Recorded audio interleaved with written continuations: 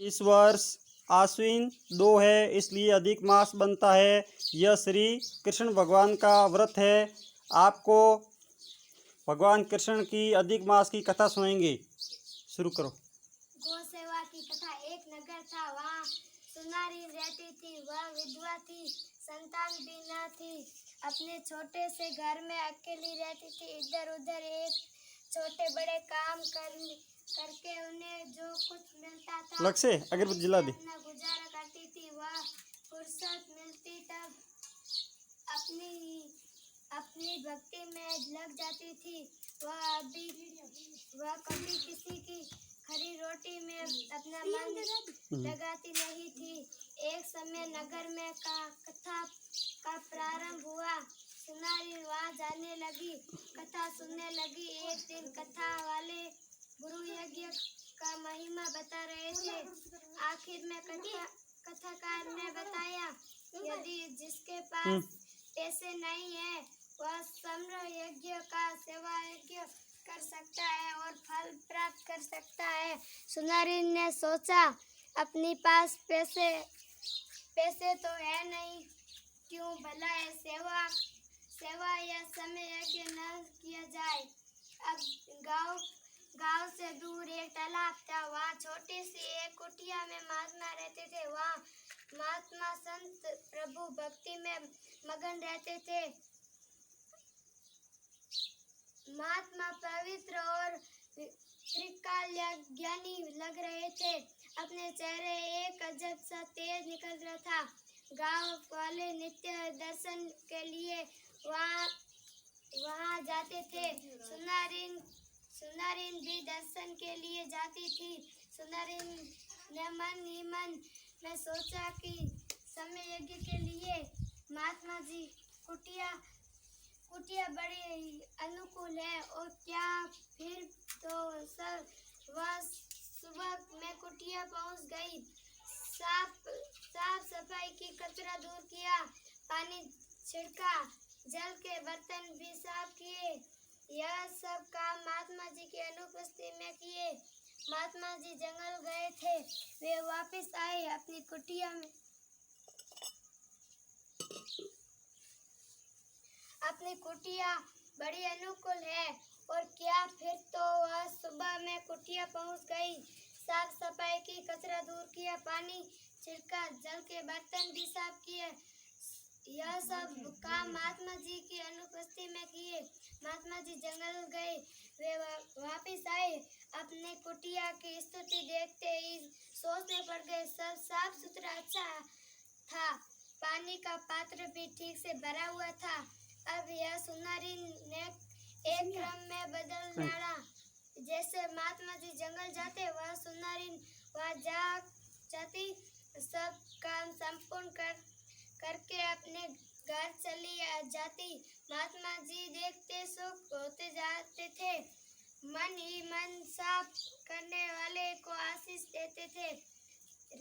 ऐसा रोजाना होने लगा। महात्मा जी सुबह सुबह जंगल जाते और सुनारी सफाई कर जाती। लेकिन एक दिन महात्मा जी ने वहाँ छुप कर देखा। सुनारी ने अपने समय पर आई और काम करने लगी।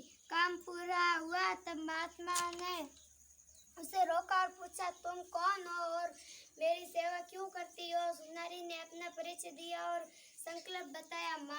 महात्मा खुश हुए और बोले, हम तुम्हारे अच्छे काम से खुश हुए हैं। कल से पुरुषोत्तम मास शुरू होने जा रहा है। तुम अधिक मास का व्रत रखना और साथ में गाय की सेवा करना। तुम्हें रोज एक अर्धमेघ का यज्ञ का फल मिलेगा। इस तरह एक मास तक करोगी तब तुम्हें गौ माता की सेवा का पुण्य मिलेगा। साथ साथ व्रत करने से 30 अर्धमेघ का फल मिलेगा। सुनारी खुश हुई। पूर्ण श्रद्धा के साथ व्रत शुरू किया। प्रातः काल में वह नदी की ओर स्नान करने जाती। स्नान के बाद काठा गौरमा जी की पूजा करती, कथा सुनती थी और गौ को लीला घास डालती थी। बाल में तिलक लगाती थी।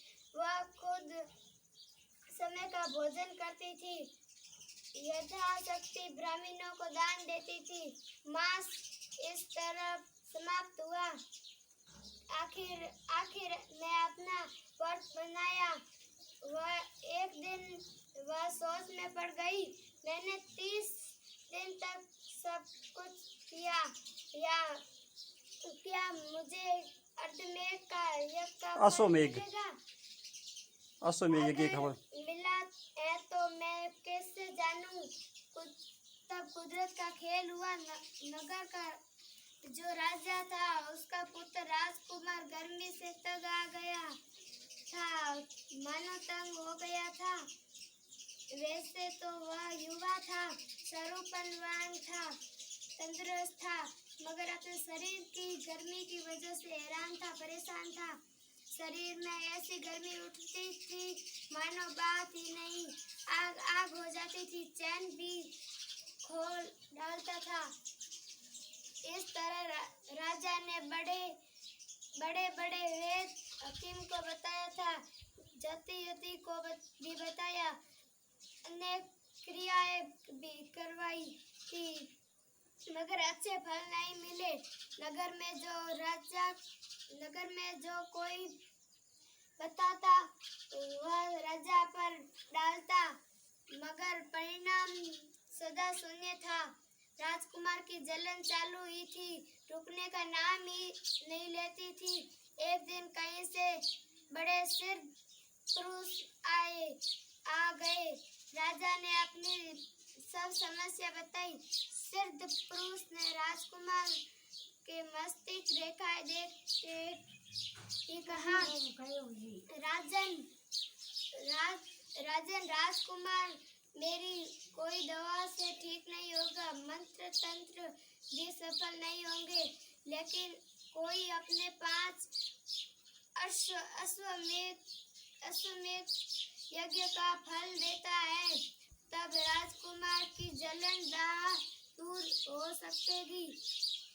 क्योंकि आपका पुत्र अपने पूर्व जन्म के श्राप से पीड़ित है और आपके यहाँ जन्म के साथ पीड़ा लेकर आया है। सिद्ध पुरुष ने रास्ता बताया और चल पड़े। राजा ने अपने मंत्री को बुलाया और कहा, अपने नगर में घोषणा की जाए कि कोई भी आदमी यदि अपने 5 अश्वमेध का यज्ञ का दान देकर राजकुमार की पीड़ा दूर करता है तो उसे राजा जी हमारी ओर से भारी इनाम दिया जाएगा।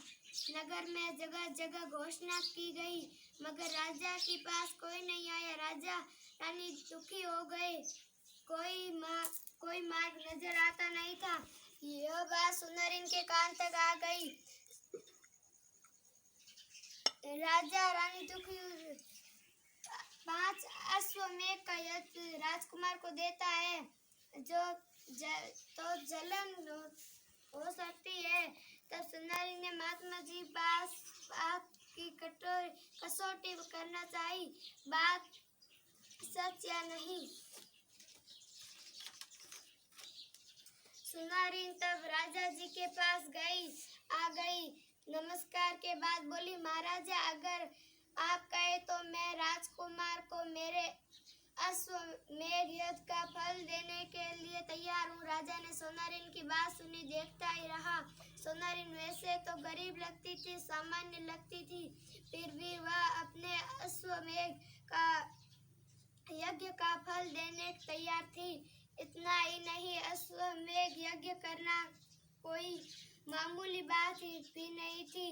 राजा ने सुनहरीन की बात को मान ली, क्योंकि राजा चाहता था एक उपाय और कर ले।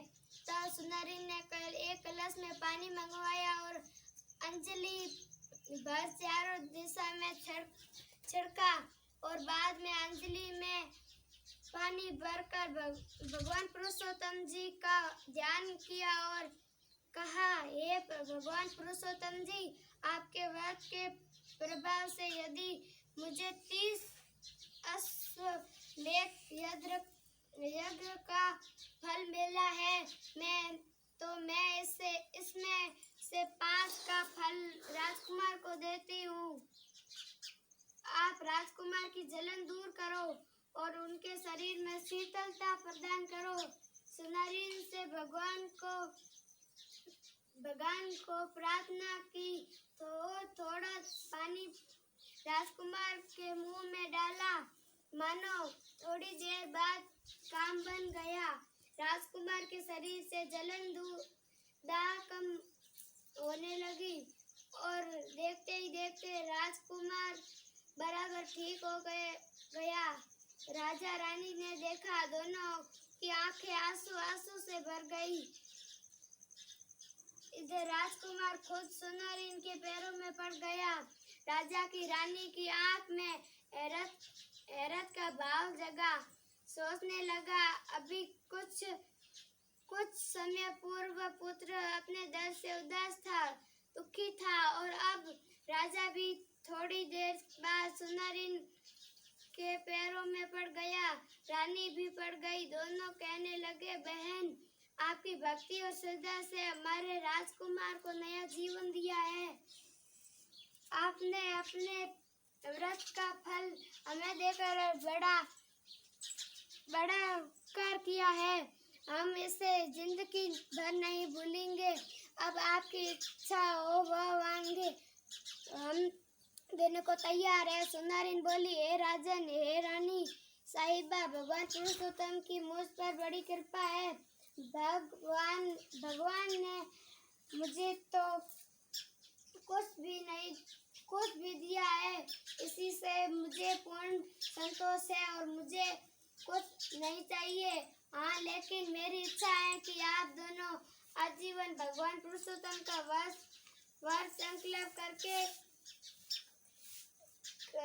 संकल्प के साथ करो, गौ सेवा भी करते रहो, इसी में हमारी भलाई है, कल्याण है। बस सुनहरीन की बात सुनते ही राजा रानी गौ सेवा का संकल्प कर लिया। स्नान सरिता गंगा जी हो, पान पवित्र यमुना जी हो, मोक्षदा माता सरस्वती हो, श्री कृष्ण शरणम।